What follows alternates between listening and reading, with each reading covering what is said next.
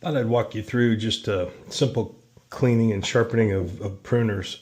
I've got a pair here that unfortunately were left outside over some rainstorms, and you can see that they've got some gunk on them and then a little bit of rust, surface rust on there. So we'll go ahead and clean that up. So some things you'll need: I like to have a nice rag, alcohol wipes. It's always good to disinfect these. In fact, you should do that when you cut in the garden from bush to bush. 3-in-1 oil, although you could use mineral oil if you like, but I love this stuff. It helps get rid of the rust and helps clean, which I'll do. A little bit of very fine steel wool, 2 different types of files, and then a little all-purpose wrench here that I can use to crack this open. So if you look at the way a set of pruners operates, these are bypass pruners. So I'll go ahead and open these up. You can see they kind of stick right now and don't really work smoothly, but they're all made the same essentially. Some of the pruners out there are a little more complex. These are really simple and easy to work with. You can see you've got some screws that hold the handles. We've got this nut that holds the 2 blade pieces together. And today that's what we'll start with. We'll go ahead and open this up. And it's in essence a lock nut, so it takes a little bit more effort to get it undone.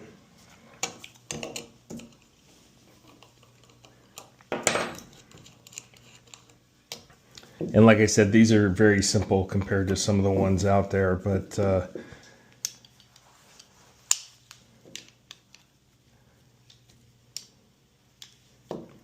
you can see you can use anything that you have to grab that. I'm just using these vice grips because they're easy to use. Get it loose enough where you can then do it by hand.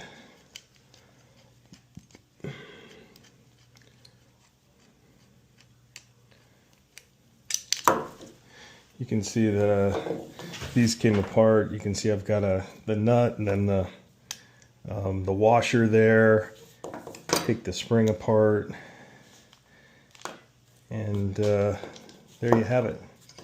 So now we've broken this up, and there's 2 sides to pruners. There's the sharp side that you're going to use, and then you've got in essence this flat side with just a slight angle on it that's used to almost stop the stem from moving, provide some pressure, and then let the bypass through, or the blade through, and crimp across that. And if it's sharp enough, it's going to make a nice clean cut. So right now we want these things to be really squeaky easy to use. Right now we've got some rust and some dirt in there, and we'll go ahead and clean that up. There's a couple ways to do it. I always like to start out with alcohol wipes. It's good to disinfect your pruners anyway. And this will take a lot of the garbage out. You can see they're already cleaner than they were.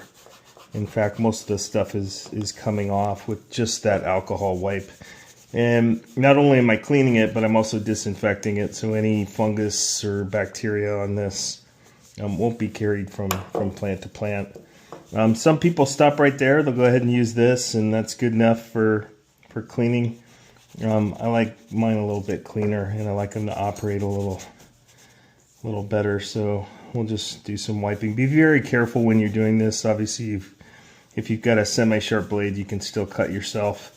In fact, if you're new at this, or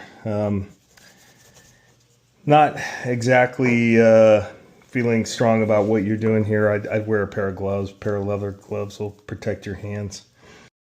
There's a couple ways to do this. Some like to do it with a brush. I actually like to use a little bit of this 3-in-1 oil, which helps cut through the rust, and some steel wool.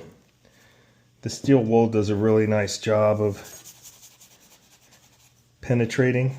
So typically I'll wipe it on like that on one side, do the same on the other, and let the oil sit on it for a minute, just because it penetrates that stuff really quickly. Put another couple drops. Rub it.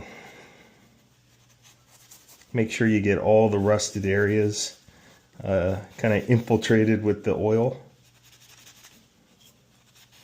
We'll just let it sit for a few minutes and we'll come back to it.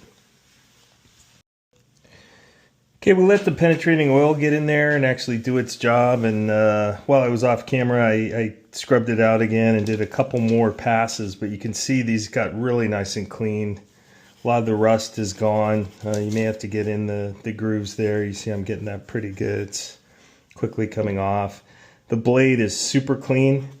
So you can see that both are really nice and clean. So it gives you a nice clean area to sharpen so that nothing gets in the way as you're doing your work as we go on. If you have a washer and a screw like this, you want to do the same process. In fact, you can buy a replacement washer if you go to Ace or any other hardware store if you like. This one's not too bad.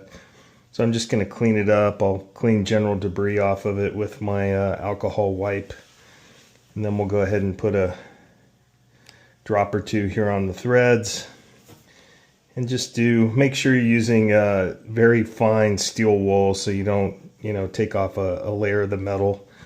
But just put it in there and spin it around, clean it up. You can see I've already gotten most of the surface rust off of it, and then you can do the same with the washer. Put a few drops, let it sit. It'll take that oil clean off, or I'm sorry, the rust clean off. The oil will. So I'll just do that and let it sit for a minute, and then we'll put it back together.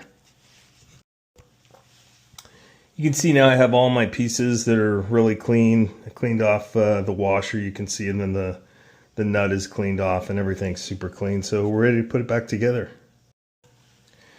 So to put it back together, you just go back the same way you did. You put your washer on, put the washer under and put it through the thread here. We'll go ahead and get this guy screwed in. I'm actually not going to worry too much. You can hand tighten this. I don't ever really tighten it with the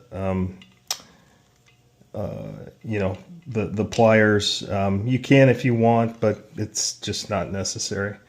So we'll come in here. We'll go ahead. I like to put the spring on before I get these close back up. So you can come in here. You'll see on the bottom you've got your little notch there in your spring holder, and we'll do the same thing here. There you go. Got my screen, or my spring put in correctly. I've got everything essentially done. We've got my nut under there. Let's continue to tighten this.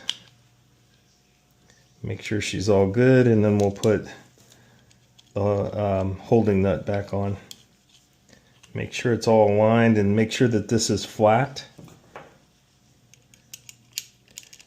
And then we'll go ahead and tighten it up. We'll hand tighten it first. Thought I had it down far enough, but I didn't. And then we'll go ahead and tighten the screw. Get that thing nice and tight. Too tight, I would say. So we'll loosen it up a bit so it...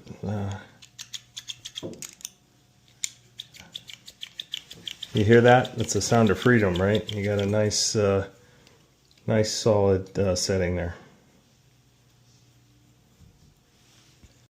And if you do it right, when you're done, you get a nice smooth action with it. You can see here, this is extremely smooth.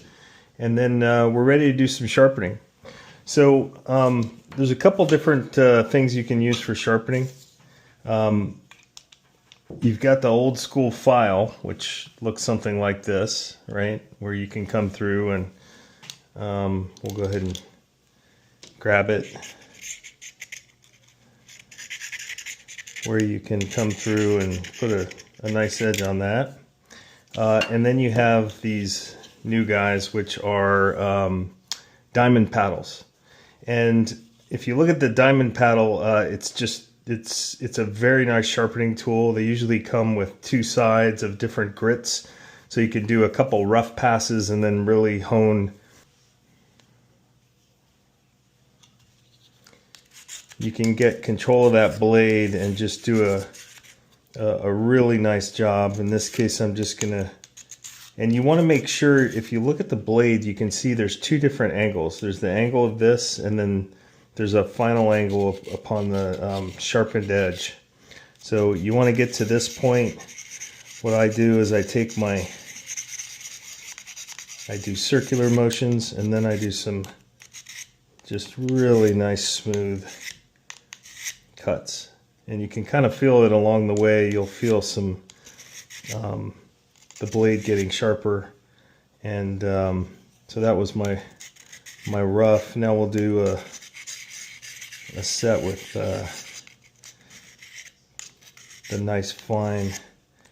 We'll just take, and you can start to see the steel.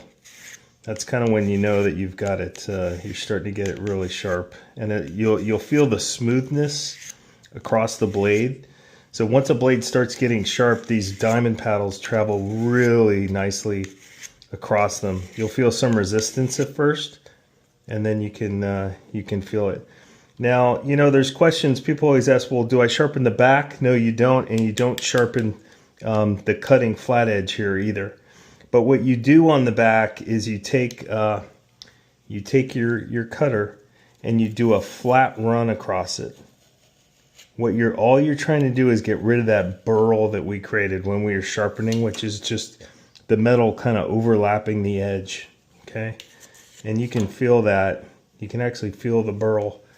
And we'll do it again here.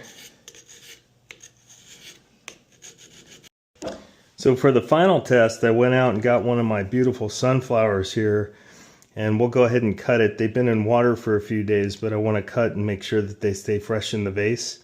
So see that nice clean cut? No fibers. It kept its circular pattern. Very sharp pruners, and now we're ready to take them out to the garden.